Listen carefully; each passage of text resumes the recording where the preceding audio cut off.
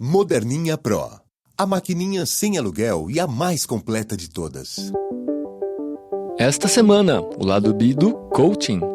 Um processo de coaching específico para LGBTs é mais eficiente?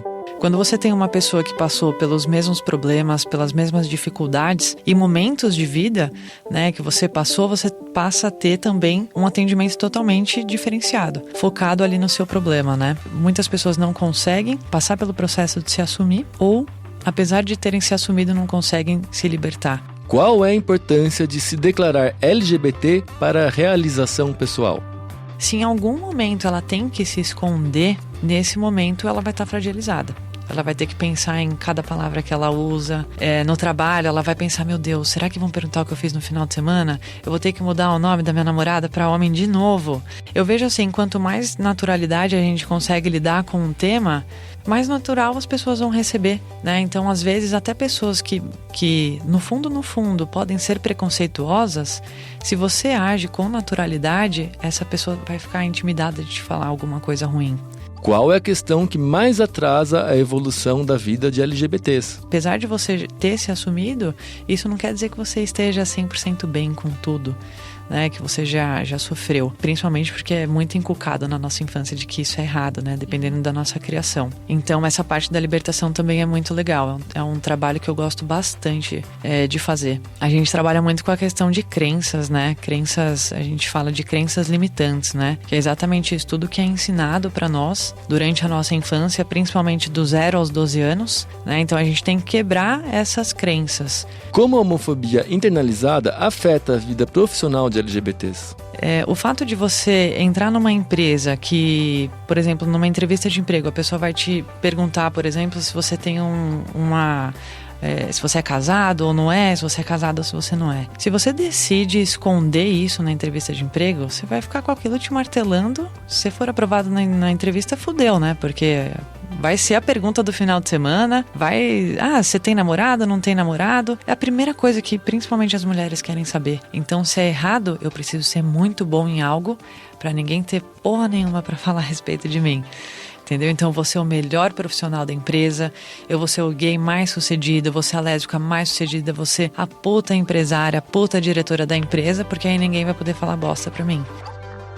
Eu sou Márcio Caparica e esse é o Lado B, o programa de cultura e cidadania LGBT do All Música Deezer. Fica aí que a gente já volta.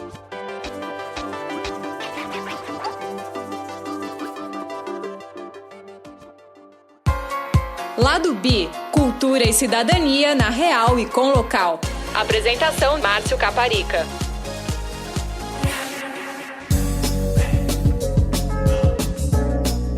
Olá, internauta! Seja bem-vindo a mais uma edição do Lado B, o programa de cultura e cidadania LGBT do All Música Deezer.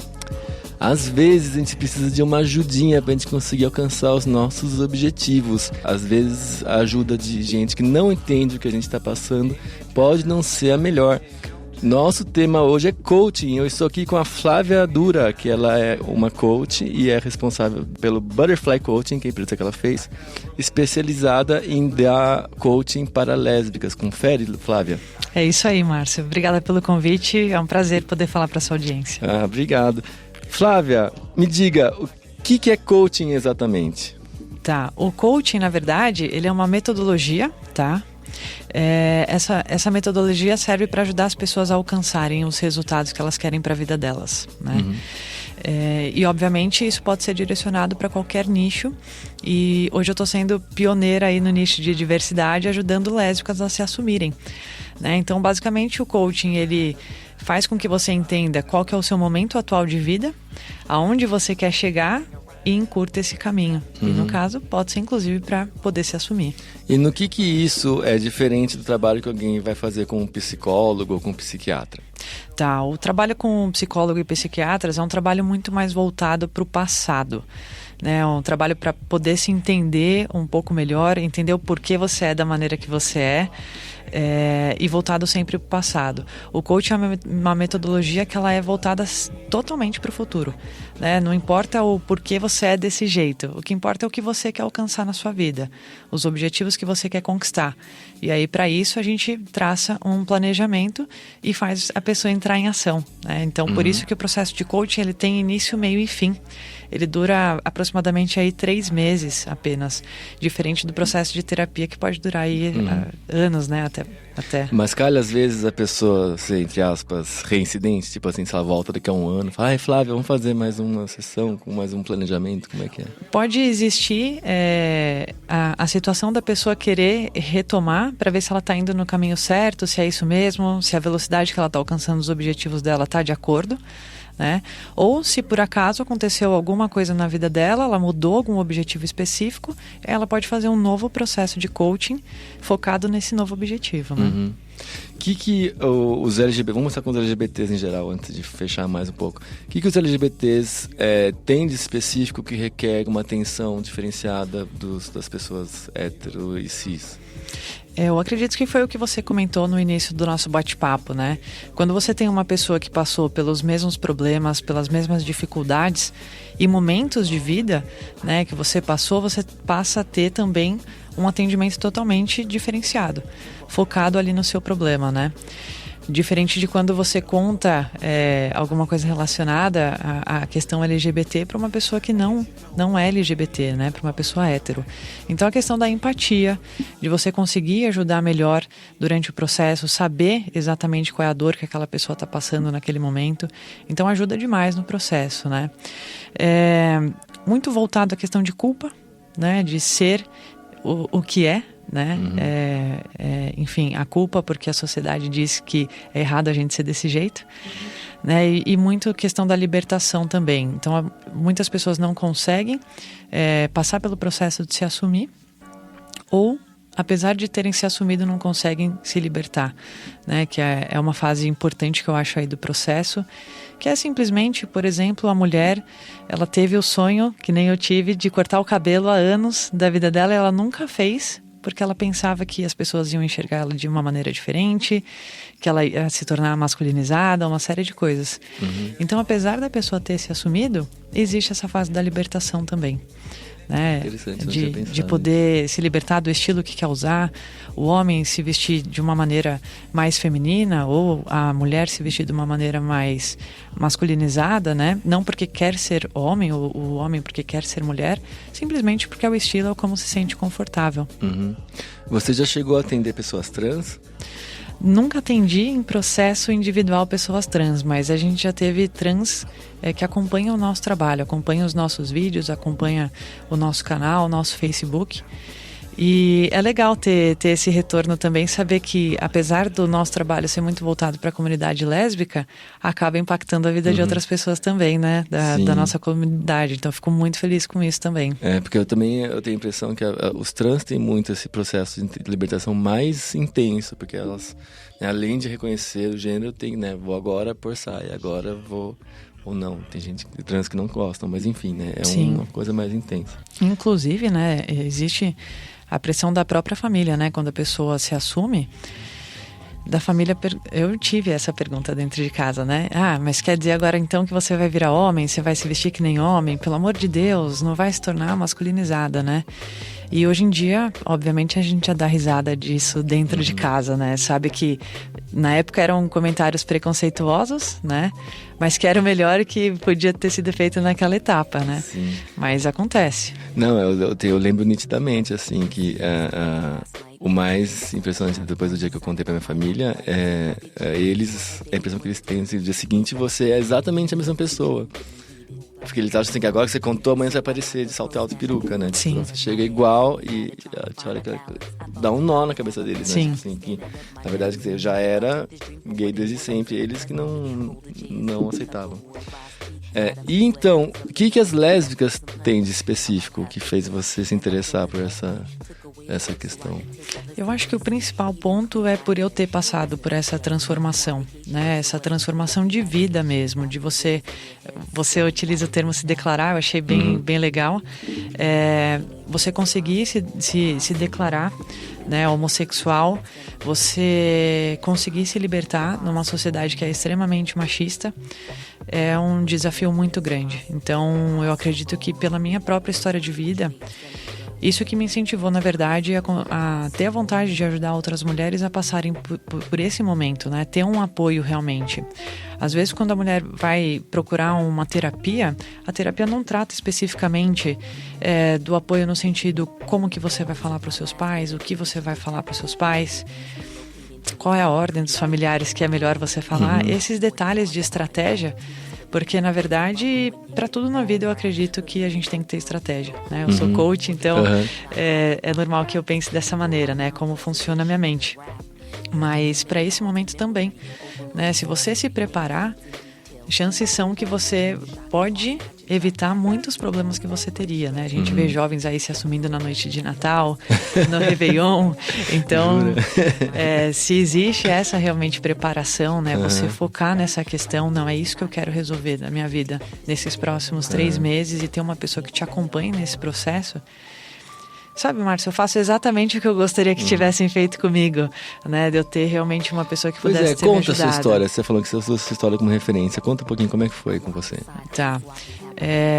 Eu fui noiva eu tive um relacionamento aí de aproximadamente 6 anos com um rapaz, né? Eu tinha, acho que 19 anos na época. E eu já me sentia diferente de alguma forma, não sabia o que era de diferente em mim, né? Mas sabia que algo estava errado, né? No sentido assim de, caramba, eu gosto dele, mas eu quero casar com ele, mas eu não sei se é isso, né? Aquele sentimento de que está faltando alguma coisa mesmo. E acabou que esse relacionamento, graças a Deus, não deu certo. Acabou muito mal, por sinal. E eu comecei a pensar assim, eu morava longe, eu morava em Joinville, né? Eu sou de São Paulo. E mesmo noiva, tinha uma vizinha minha que eu achava que ela era lésbica, né? E aí eu pensava assim, algumas noites, caramba, acho que eu vou bater lá na porta dela pra puxar papo, falar que eu tô com dor de cabeça, sei lá, inventar uma desculpa. E isso, pra mim, era só não, acho que eu tô, né, com uma curiosidade aqui e tudo mais. Só que depois que eu terminei esse noivado, eu tive aquela fase de negação, né, de ir pra balada, beijar vários caras e querer experimentar e querer provar pra mim e para as pessoas ao meu redor de que não era realmente aquilo. Porque quando você passa a se descobrir, você tem medo de que qualquer atitude sua vai deixar claro que você é homossexual, né? Pelo menos comigo foi muito assim. E a partir do momento que eu comecei a entender esses pensamentos que estavam vindo, não, peraí, eu tô tendo esse tipo de pensamento, eu tô admirando uma mulher de uma maneira diferente. Deixa eu realmente pensar a respeito disso e não ficar empurrando para debaixo do tapete e nunca mais pensar, casar com um homem, enfim, ser infeliz, né? Porque eu iria ser infeliz se eu não tivesse encarado isso. Foi aí que eu fui para a internet, né? Inclusive pro Bate-Papo UOL. Né? Clássico. Clássico, óbvio. E no Bate-Papo eu conheci minha primeira namorada. Namoro à distância, clássico também. Né? Nossa, a gente vai falar também. E eu sou de São Paulo, ela era de Americana. E com esse relacionamento eu comecei a me descobrir realmente, né? A experimentar. Eu lembro até hoje o primeiro telefonema que eu recebi, chamei ela de amor, sabe? Caramba, eu tô chamando uma menina de amor, sabe? É muito louco isso. E aí eu comecei a realmente entender que era aquilo mesmo que me fazia feliz. Fui pra internet novamente, assisti muito seriado, na época o The L Word, né? E descobrindo sobre aquele mundo, eu passei a entender que de fato isso era o que eu era. E aí eu tomei a difícil decisão de me assumir para minha família. Então eu conversei com 2 amigos, na verdade, foram as 2 primeiras pessoas que eu contei. E esse meu amigo era muito amigo de uma menina que ela era lésbica também, e falou, vamos bater um papo, vamos tomar uma cerveja? Acho que ela pode te ajudar. E aí eu conversei com ela sobre o que eu estava sentindo, as coisas que já tinham passado pela minha cabeça, etc. E ela falou, Flávia, não tem jeito, você é lésbica mesmo, né? E aí nesse mesmo dia eu cheguei em casa e me assumi para minha mãe. Era uma sexta-feira. Isso é importante. As pessoas também, né? Parte da estratégia. Eu acertei, depois de conta. Era uma sexta-feira, eu sabia que a minha mãe não ia trabalhar no dia seguinte. Minha mãe sempre levou muito a sério o trabalho. E sempre teve horário certo de falar sobre notas horríveis no boletim, por exemplo. Então, obviamente, eu tive que escolher essa data. E aí eu me assumi para ela. Eu tinha 23 anos e eu nunca tinha beijado uma mulher. Essa é a minha história, né? Uau. E aí ela ficou muito... Primeiro que eu demorei uns 15 minutos para conseguir falar, né? Eu falei que eu tinha um assunto sério para conversar com ela, mas não saía da minha boca. Aí ela, você tá grávida? Você tá usando drogas? Você voltou com seu ex-noivo, né? Uma série de perguntas até a hora que eu consegui realmente falar para ela.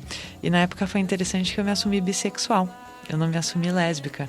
Eu ainda estava me descobrindo. Hoje eu sei, né, que eu sou lésbica, mas como eu já tinha tido relacionamentos com homens, na minha visão eu era bissexual, né? E aí vem a pergunta clássica: se você é bissexual, por que você não fica com um homem, né? Exato. Eu falei, não, mas não é bem assim. Eu tô sentindo, né?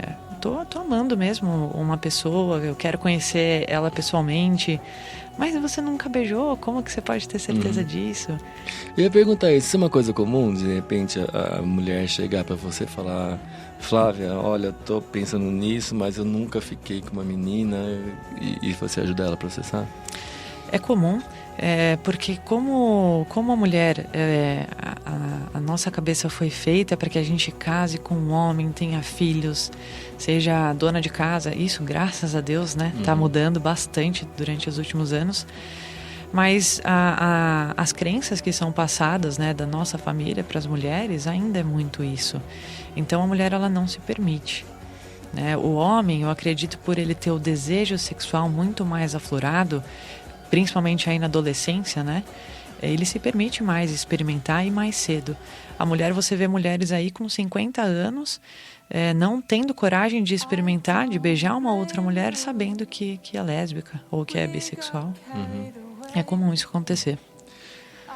Você, então, vamos falar bastante da parte disso aí do armário, porque é uma parte importante do seu trabalho e eu acho que é uma coisa legal da gente falar mesmo. Então, qual que é a idade dos clientes que costumam te procurar com essa questão mais principal? Tá, dos clientes individuais, a maioria das pessoas estão entre 25 e 30 anos, né? Que são mulheres que, inclusive, a maioria já tiveram relacionamentos com homem também. E aí estão se descobrindo e querem realmente dar esse passo mesmo de se assumir. E como é que você faz para descobrir, já que ela está no armário ainda até, imagino para todo mundo, como é que elas descobrem você ou você descobre elas? Como é que é feito isso? O passo de eu descobrir elas é o mais difícil. Eu gostaria de poder ajudar muito mais gente, né? Mas como essas mulheres estão escondidas, literalmente, né? Esse é um problema que o Butterfly tem. A gente poderia ajudar muito mais gente, mas infelizmente a gente não consegue encontrá-las.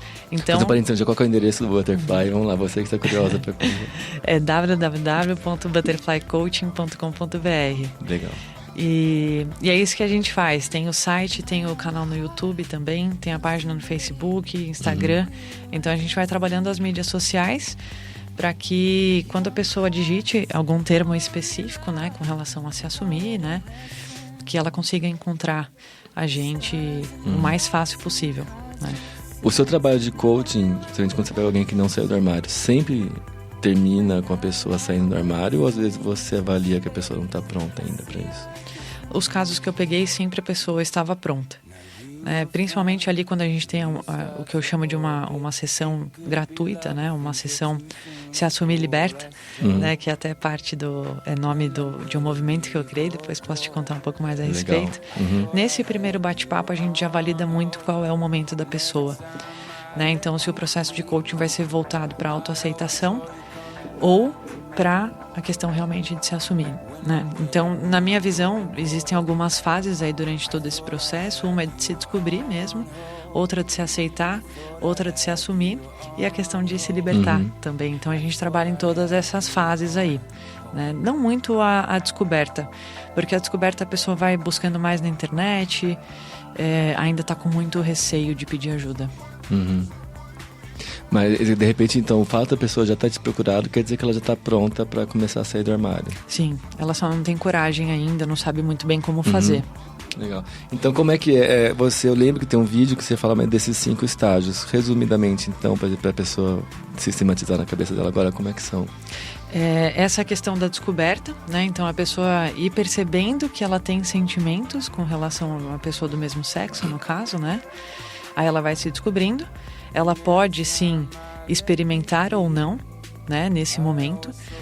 O segundo estágio que eu acredito que exista é: ok, é isso mesmo, então deixa eu aceitar, né? Deixa eu me aceitar, é isso mesmo, não tem como mudar.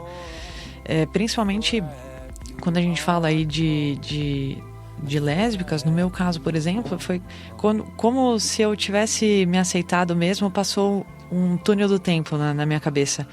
Caramba, eu sempre fui assim, não é algo que eu criei da minha cabeça agora, né? Então, lá na minha infância teve aquela amiguinha que eu sabia que era um sentimento diferente, né? Não tem como. Então você vai realmente se aceitando. Nossa, que bom, pelo menos eu não estou inventando isso, eu sempre fui assim, né? Então essa é a fase da aceitação. Depois de se assumir, que é de fato se assumir para as pessoas que você deseja, né?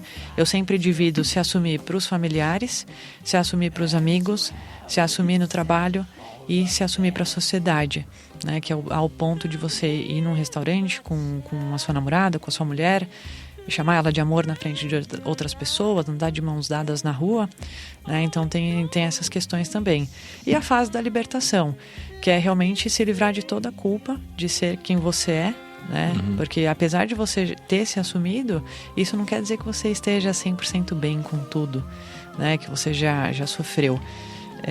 Principalmente porque é muito inculcado na nossa infância de que isso é errado, né? Dependendo da nossa criação. Então essa parte da libertação também é muito legal. É um trabalho que eu gosto bastante de fazer, né? Eu passei por essa libertação, né? De cortar o cabelo, de me vestir mais do jeito que eu gosto e tudo mais. Eu acho que é legal. Sim. Quando a pessoa é mais velha, tipo 40, 50 anos, é muito mais difícil, o processo que você faz é diferente. O que tem de especial nessa parte? É mais difícil porque quando ela é mais velha, isso quer dizer que ela escutou muito mais do que as pessoas mais jovens de que aquilo é de fato errado, né? Foi ensinado isso para ela, é colocado na cabeça dela desde a infância dela que aquilo é errado. Com algumas exceções, claro, de famílias que nunca tiveram preconceito ou de pessoas na família que já tinham se assumido há bastante tempo, então isso era mais comum, né? Mas pessoas aí com 40 e poucos anos, 50 anos, elas têm muita dificuldade por causa disso. Porque os pais dela, quando viam algum gay, faziam ela sair, falava mal do casal gay, né? Uma série de coisas. Nossa, meu filho não pode ser viado, minha filha não pode ser sapatona, uma série de crenças mesmo que essa família vai colocando aí na cabeça dessa mulher. Então ela tem mais dificuldade por causa disso. Mulheres com filhos, de repente, também. Sim, mulheres com filhos. Eu não atendi esse caso específico, mas eu tive uma amiga minha que acabou se tornando coach também de diversidade, vendo o meu trabalho, se inspirou. E ela se assumiu, acho que foi com 53 anos, tem uma filha de 17 anos. E foi bem difícil para ela, né? Esse processo de contar para a filha dela. Primeiro o processo de divórcio, né? Se separar do marido e tudo mais. E depois o processo realmente de se assumir, assumir o relacionamento. E hoje ela é casada com uma mulher, tá super feliz, né? Super realizada. Então é um processo muito difícil, só que as pessoas têm que entender que vale a pena, né? Depois da tempestade vai vir a parte boa. Sim. Você está falando dos círculos, que é uma coisa que eu até tinha notado aqui antes de você falar, porque exatamente, eu também bate muito com o que eu penso. E a gente tem aquele clássico que as pessoas falam assim, que eu não preciso falar da minha intimidade para os outros no trabalho, ou seja, o que for, né? Tipo, até depois eu faço meu... Assim. Tem gente que decide que vai para antes, você sempre recomenda que a pessoa vá até o final e liberte para todo mundo? Como... É sempre a minha recomendação. Na minha visão, a pessoa vai ser 100% realizada com relação à sua homossexualidade se ela conseguir realmente se libertar em todos esses aspectos, né? E se assumir para todas essas pessoas. Como eu falei, trabalho, família, amigos e sociedade. Eu sempre vejo dessa maneira. Se em algum momento ela tem que se esconder, nesse momento ela vai estar fragilizada. Ela vai ter que pensar em cada palavra que ela usa, no trabalho, ela vai pensar, meu Deus, será que vão perguntar o que eu fiz no final de semana? Eu vou ter que mudar o nome da minha namorada para homem de novo. No meu caso, eu casei com uma pessoa que chama Suelen, né? Minha esposa. E como eu mudava o nome? Não tive essa opção, né? Então, eu, inclusive, enfim, me assumi em um dos escritórios mais tradicionais de advocacia do país na época. Foi uma história bem, bem bacana. O escritório te recebeu bem? Me recebeu bem. Incluí ela no plano de saúde, foi bem legal. Demais.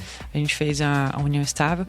Era um escritório de advocacia mais tradicional do país, então meio que eles não tinham escolha. Se desse alguma coisa errada, não ia ser legal para eles, né?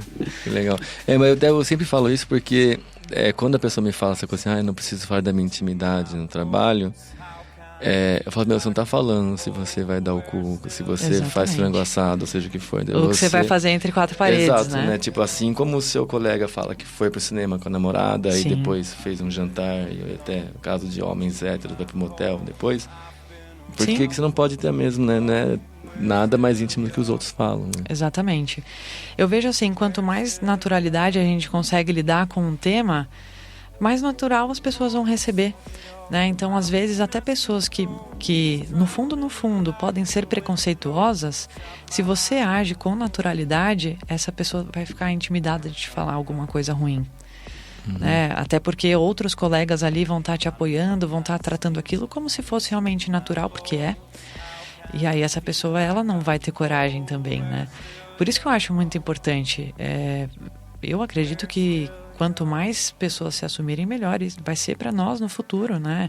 Eu não quero que a terceira geração mais para frente tenha que estar com esse problema ainda.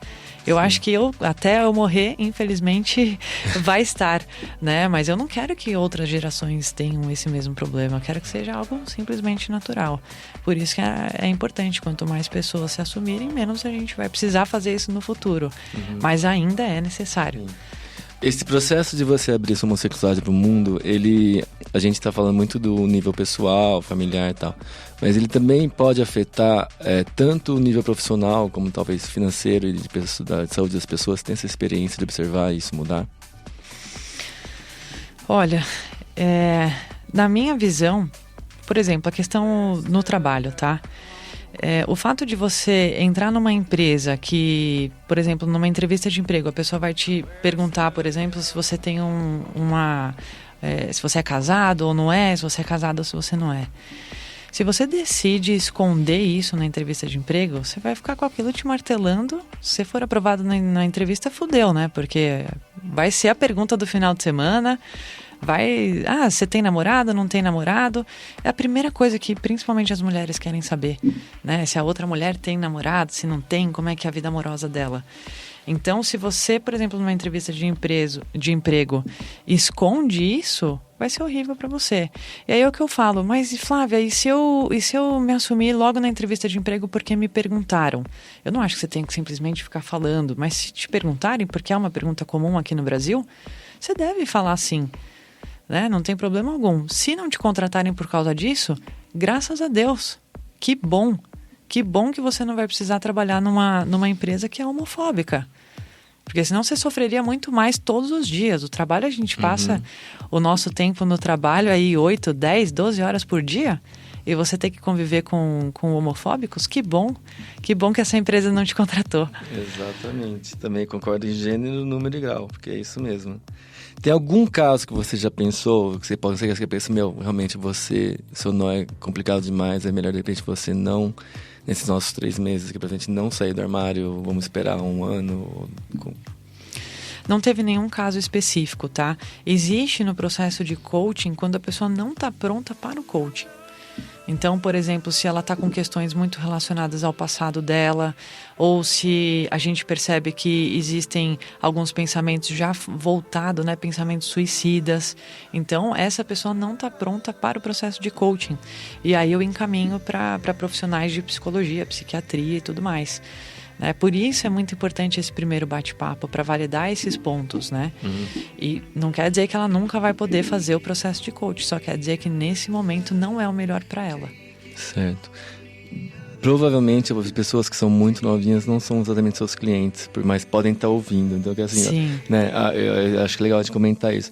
Alguém que está numa situação, por exemplo, totalmente dependente de um pai que ele tem medo que seja homofóbico ou seja intolerante.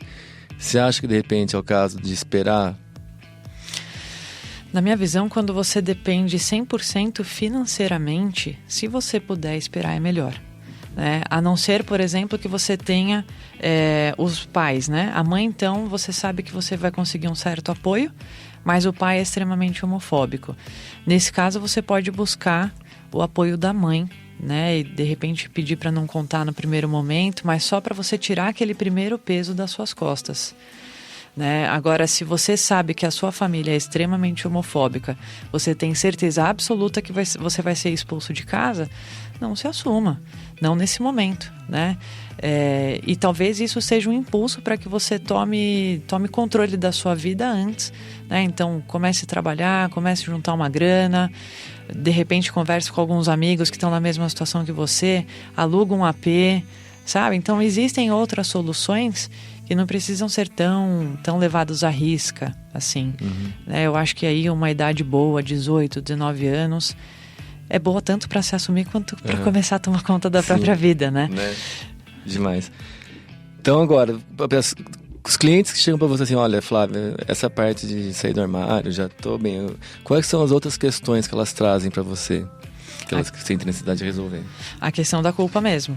Já me assumi e tal, mas eu não consigo me relacionar com uma outra mulher, porque quando eu beijo outra mulher eu sinto culpa. Eu acho que é errado, eu acho que eu vou pro inferno, coisas assim. E como é que você destrincha isso? A gente trabalha muito com a questão de crenças, né? A gente fala de crenças limitantes, né? Que é exatamente isso, tudo que é ensinado para nós durante a nossa infância, principalmente do 0 aos 12 anos, né? Então a gente tem que quebrar essas crenças. E como que a gente quebra crenças? A gente pode quebrar com alto impacto emocional, e aí é algo realmente ligado mais à inteligência emocional e programação neurolinguística, né? Ou por repetição. Então você fazer com que a pessoa repita a ação que ela acredita que é errada, né? Para que ela vá criando uma crença positiva. Então, beijar mais a namorada, ter mais relações sexuais, sentir prazer, ver que não tem nada de errado naquilo, né? Andar com pessoas que também acreditem que aquilo não é errado, porque se você continua no seu mesmo ciclo de pessoas que falam que aquilo que você está fazendo é errado, você nunca consegue quebrar essa crença. Né? Então, o primeiro passo para você quebrar uma crença limitante, que no caso é essa que faz mal para você, é você se importar muito com a maneira que você está se comunicando com você mesma e a maneira com que os outros estão comunicando para você. Então, o que os outros falam para você? Você precisa se rodear de pessoas que falem coisas boas para você entender que aquilo é certo. E você com você mesma, quando você olha no espelho, você fala, nossa, que merda, sua sapatona, que horrível, você é um lixo de pessoa. É claro que você não vai conseguir quebrar isso. Você vai, cada dia mais, acreditar que aquilo é errado. Então, você trabalhar a sua comunicação interna com você mesma. Não, que bom que você é assim, parabéns, não é escolha sua, você nasceu assim. Parabéns pela sua missão de ser diferente nesse Aquela mundo. ideia do fake it till you make it, que você vai fingindo até acontecer. É muito verdade isso, né? Então, você ir se falando coisas positivas para que o seu cérebro entenda que aquilo não é errado. Né? E, obviamente, quando você se prepara na sua comunicação, todo dia quando a gente acorda a gente tem uma escolha. Né? A gente vai se culpar ou a gente vai, de fato, ser feliz nesse dia. Né? Então, essa comunicação vai fazer diferença para a maneira como você vai ter o seu estado emocional durante aquele dia, a maneira como você vai se comportar durante aquele dia e assim por diante, os resultados que você vai ter. Muito bom. Você reconhece muito um comportamento de autossabotagem entre LGBTs? Muito. Existe... Como isso se dá e como que a gente tenta perceber que isso está acontecendo e resolve? Sim. Um dos sabotadores que a gente vê que é muito presente nos LGBTs é o sabotador da vítima. Né, tadinho, por que eu sou assim? Tá vendo, eu sou esculachado no mundo. E tem muita coisa que é verdade. Eu não tô dizendo que não é. É assim ainda na nossa sociedade, né?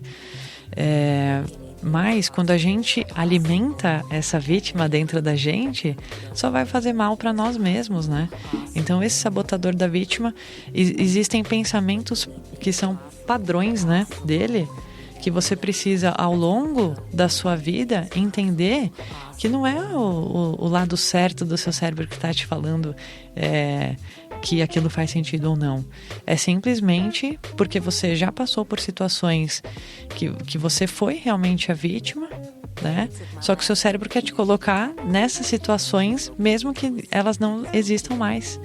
Então, por exemplo, se uma pessoa sofreu preconceito dos pais, homofobia dos pais e tudo mais, durante a infância dela, durante a adolescência ou no processo de se assumir, aquilo vai levar um sentimento para ela de vitimização e que é real, naquela situação ela é vítima, mas aí ela acaba levando aquilo para a amizade dela.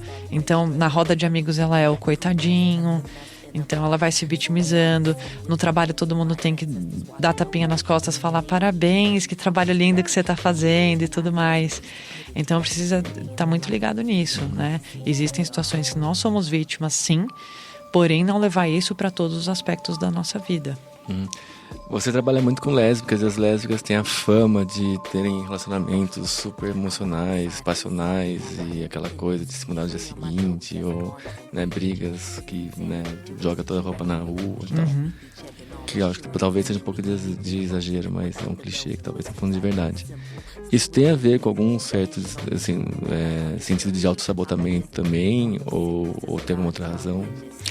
Na minha visão, não. Na minha visão, é questão do estilo da mulher mesmo. De querer estar mais próxima, de ser mais amorosa às vezes. E isso é um dos problemas depois no futuro, né? Dos casais se tornarem extremamente amigas e não fazerem mais sexo, né? Então tem que tomar cuidado com isso também. Mas eu acho que é da mulher mesmo, tá? E quando você junta duas mulheres, eu acho que isso é natural de acontecer. Tem que tomar bastante cuidado com os ciúmes, né? Os ciúmes da mulher. Com duas mulheres, duas TPMs, em casa a gente passa isso. Então tem que tá bem controlado essa questão, né? Eu já conversei com mulheres que, ao ponto de ter agressão física, né? Na época da TPM, por ciúmes e etc. Realmente de acontecer essas brigas mais agressivas mesmo, né? Da pessoa falar assim, nossa, Flávia, eu não sei, eu me perdi, eu não era assim. Eu já me relacionei com outras pessoas e eu não era assim, né? Então, de relacionamentos abusivos. Então, você precisa ficar muito ligado nisso. Como que alguém reconhece um relacionamento abusivo? Essa é uma pergunta bem interessante. Quando você acredita que você tem que esconder algo do seu relacionamento que você está contando para alguma pessoa, com certeza você está num relacionamento abusivo. Eu não vou falar isso porque se eu falar isso para minha mãe, se eu falar isso para o meu irmão, eles vão achar ruim da minha namorada ou do meu namorado, enfim, do meu marido. Então, quando você acha que tem alguma coisa para esconder referente ao seu relacionamento, muito provavelmente ele é abusivo. Não, foi só um tapinha, foi só um xingamento, foi só um palavrão, jogou minhas coisas. Não é só, né? Já é sinal de que você está entrando aí num relacionamento abusivo. E daí você tem duas escolhas: ou você continua e vai dar merda, não vai ter jeito, porque a falta de respeito ela só tende a aumentar. Não, daqui a pouco vai melhorar. Não vai melhorar. Não vai melhorar, só vai piorar. Então, ou você corta de início, né, esse relacionamento, entende que aquilo não vai te fazer bem, ou esteja pronto para pagar o preço, porque vai ser ruim. É difícil para a pessoa decidir ficar sozinha? Eu acho que... Engraçado, tem uma frase que o meu pai falava, minha mãe conta bastante sobre isso. Meu pai faleceu quando eu tinha 1 ano e meio, né? E ele falava assim, quem não é feliz sozinho não é feliz com ninguém. E eu acho que isso faz todo sentido. As pessoas têm muito medo de ficar sozinha hoje em dia, né? Nas minhas conversas com a minha esposa, por exemplo, eu não quero ficar longe dela, eu não quero ter que viver a vida sem ela, porque eu amo. Mas eu penso assim, nossa, se eu ficasse sozinho, o que eu faria? Acho que eu faria mais disso, um pouquinho mais daquilo. Curtir essa fase. Né? Então, acho que tudo tem fases. A fase de ficar sozinho é a fase de estar com alguém. Mas as pessoas têm uma necessidade de estar com alguém para suprir algo que ela mesma sozinha não consegue suprir. E aí é onde está o problema. Né? Tem exercício para você aprender a ficar sozinho, não? Exercício de auto-amor. Quando você pode fazer alguns exercícios de auto-amor, né? Então, aprender a se curtir mais. Tem pessoas que a gente pergunta assim, o que você gosta de fazer? E a pessoa responde, eu não sei. Você precisa se conhecer, né? O coaching é um processo de autoconhecimento. Você precisa saber o que você gosta, que esporte que você gosta, que hobby que você gosta. Existem pessoas que estão há tanto tempo em relacionamentos que já não sabem quem elas são. Né? Então, se perde esse relacionamento, tem aquela sensação, ou só de pensar em perder aquele relacionamento, tem a sensação de que a vida dela vai acabar. E não é, ela é um indivíduo. Né? Ela sozinha, ela pode se suprir. Claro, é gostoso estar com uma outra pessoa? É. Mas você sozinho precisa saber o que você gosta de fazer, quais são os seus hobbies, né? Saber programas para curtir sozinho. Eu não gosto de ir ao cinema sozinho, legal, mas vai num café, lê um livro. Existem coisas que é bacana você fazer e se curtir. Certo. Né? Vamos então mudar, porque está quase no fim, já tem que falar um pouquinho da parte profissional, que eu acho que é super importante. Pessoas LGBT, elas têm que se provar mais no trabalho? Você sente que elas sentem isso e isso corresponde à realidade? Eu acho que, na verdade, elas não precisam, mas é comum isso acontecer, né? Essa aprovação. Por quê? Porque existe a crença de que o que a gente é errado. Então, se é errado, eu preciso ser muito bom em algo para ninguém ter porra nenhuma para falar a respeito de mim. Entendeu? Então, eu vou ser o melhor profissional da empresa, eu vou ser o gay mais sucedido, eu vou ser a lésbica mais sucedida, eu vou ser a puta empresária, a puta diretora da empresa, porque aí ninguém vai poder falar bosta para mim, né? Mas isso é porque nós somos ensinados que é errado a gente ser quem a gente é. E aí existe essa aprovação, essa necessidade de se destacar em alguma coisa para que ninguém possa falar nada referente à sua vida pessoal, né? Isso é muito comum acontecer. Interessante. Você já pegou caso de carreira armário, assim? Tipo, alguém, sei lá, eu sempre quis ser bailarino, mas aí falaram que é coisa de viado, então daí fui virar advogado. Não, nunca peguei um caso desse. Nunca aconteceu. Porque eu imagino que é porque, por exemplo, é uma coisa que, principalmente quando você na adolescência decidindo sua carreira, deve ser mais ou menos comum, né? Tipo, não... Como eu não faço coaching de carreira, né? Eu saí do mundo corporativo. Hoje eu empreendo, tenho meu próprio negócio, Butterfly, etc.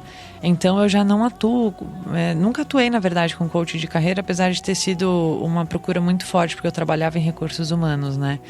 Então eu nunca peguei esses casos mais relacionados à carreira, né? Acontece de eu pegar de empreendedorismo mesmo, a pessoa quer empreender, mas não sabe por onde começar, quer largar um emprego e tudo mais, mas relacionado a uma profissão muito específica, relacionada à questão da homossexualidade, não. Legal. E vamos estar quase chegando no final, já estamos com 40 minutos. Enfim. Tá bom, papo. Né? Tá uma delícia o papo. Um outro caso que é mais... A gente estava até conversando antes do trabalho, de gravar, enfim. Tem muita gente que já chega num ponto da vida que ela acha que de repente não vale mais a pena formalizar a saída do armário, né? Tipo, já tô com 50 e tantos anos, aquele limbo que a família todo mundo sabe, mas ninguém fala, né? Você recomendaria que alguém mesmo nesse estágio buscasse começar a planejar a sair do armário? Com certeza. O que pode trazer de benefício para ela? Pode trazer o benefício dela ter a certeza que ela passou por essa vida e ela foi verdadeira. Senão ela vai morrer com a sensação de que ela não foi quem ela era para ser, né? Então eu acho que o arrependimento mais para frente deve ser muito duro. Caramba, eu menti a minha vida inteira? Eu vivi uma vida que é de mentira. Então eu menti sobre com quem eu estava. Eu deixei de me relacionar porque eu tinha medo das pessoas descobrirem. Então eu acho que é você passar pela vida, mas não é viver a vida de verdade. Né? Então mesmo com pessoas que são mais velhas, eu acho que até é um momento muito bom cara, já cumpri tudo que a porra da sociedade quis que eu cumprisse, agora deixa eu ser feliz e para de me encher o saco, entendeu? E vai ser feliz mesmo, assume, entra de mão dada no... Porra, com 50 e poucos anos você é dono da sua vida, né? Você não tem o direito de se relacionar com quem você quiser, você vai ter direito do quê?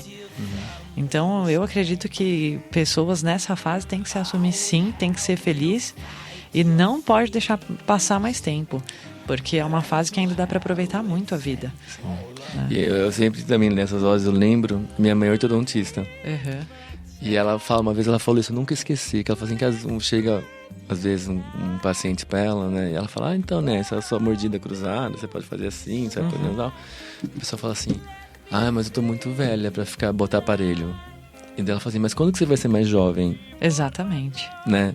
Exatamente. Tipo, vai passar o resto da vida sem sorrir na foto, porque não tá com vergonha de usar aparelho por 1 ano ou 2 aos 40, 50 anos. Né? Exatamente.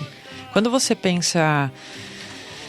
Eu costumo brincar bastante assim em processo de coaching, né? Se você pensa que você... O que vai acontecer se você não ter tomado uma decisão hoje daqui a 10 anos? Você vai ter se arrependido? Se a resposta for sim, é o momento de você fazer agora. Né? Porque, enfim, você vai ficar esperando mais quanto tempo? E esses 10 anos, eles vão chegar, eles vão bater na sua porta e você não vai ter feito. Se você não encarar. Né? Então, eu gosto bastante de fazer esse exercício. Você vai se arrepender daqui a 10 anos de não ter feito isso? Como a pessoa pode ser que tenha se arrependido. Poxa, agora eu tô com 50 e poucos anos, eu queria ter me assumido com 20, queria ter me assumido com 25. Então o tempo só vai passar, ele não vai retroceder. Né? Fala do Se Assumir Liberta e você tem todo um esquema bacana de cursos e enfim, coisas coletivas que vão além do coaching individual. Conta pro ouvinte como é que é. Tá. O movimento Se Assumir Liberta é um movimento que eu criei para que a gente pudesse inspirar outras pessoas a se assumirem.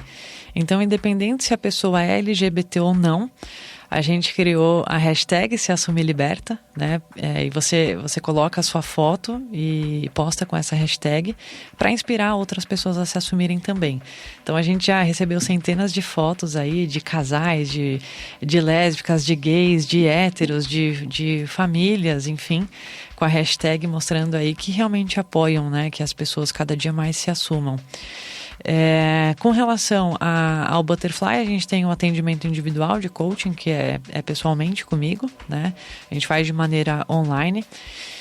Temos o curso chamado Assumidamente, que é um processo de coaching, só que ele é gravado em aulas.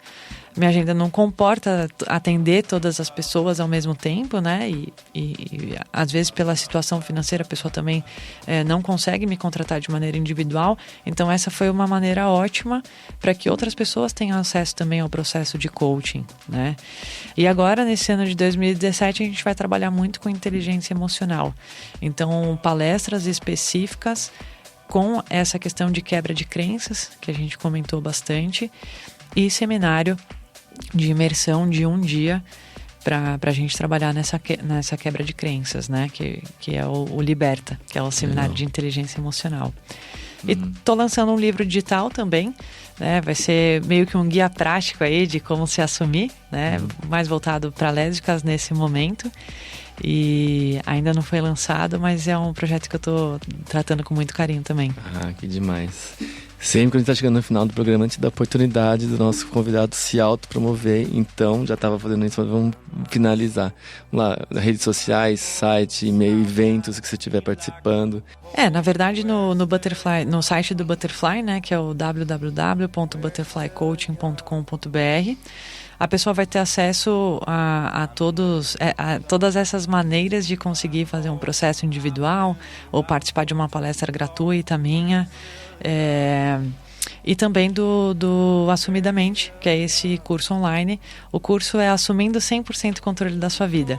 Então ele trata da questão de você se assumir, mas principalmente de você se assumir em tudo, né? Não está bem na área financeira, então o que você pode fazer para melhorar isso, né?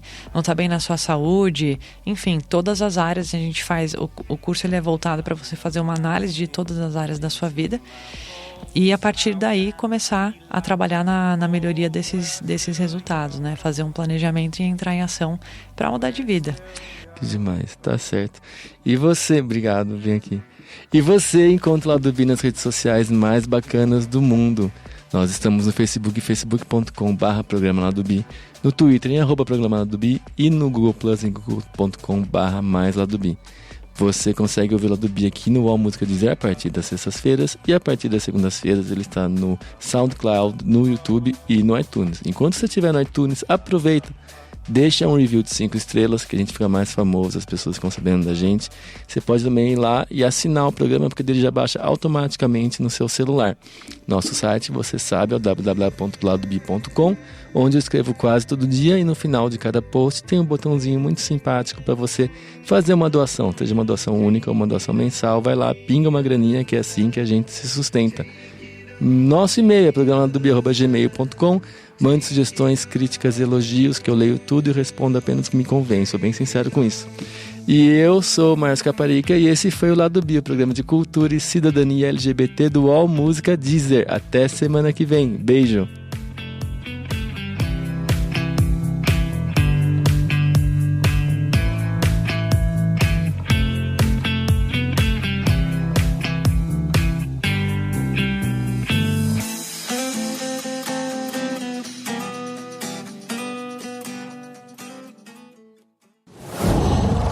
Qual?